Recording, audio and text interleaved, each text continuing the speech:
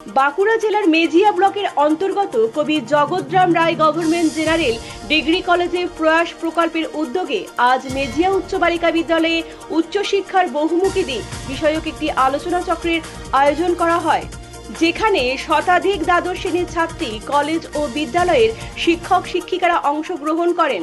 কলেজের মূল্যমান নির্ধারক কমিটির আবাহক অধ্যাপক ডক্টর অরিজিৎ চ্যাটার্জি, দর্শন বিভাগের অধ্যাপক ঋত্বিক ভট্টাচার্য, প্রয়াস প্রকল্পের আবাহক অধ্যাপক শুভম চ্যাটার্জি, কলেজের শিক্ষাকর্মী বন্ধু তটিনী কুণ্ডুর তত্ত্বাবধানে অনুষ্ঠানটি সাফল্যমণ্ডিত হয়।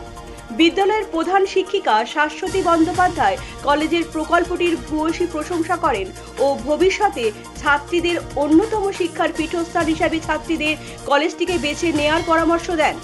তাছাড়া আজ কলেজে ভারতের জাতির জনক মহাত্মা গান্ধীর ৭৮তম প্রয়াণ দিবস যথাযথ মর্যাদার সাথে পালন করা হয়। পুষ্পার্ঘ্য প্রদান ও দিনটির মাহাত্ম্য সম্বন্ধে আলোচনা করা হয়। ব্যুরো রিপোর্ট, পজিটিভ বার্তা।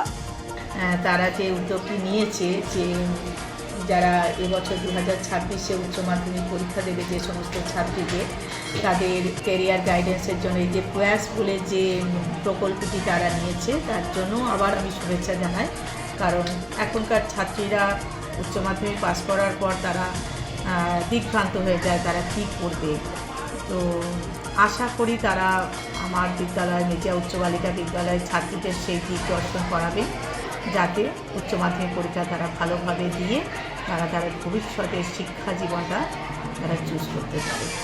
আপনারা দেখছেন পজিটিভ বার্তা platform. Think positive, be positive.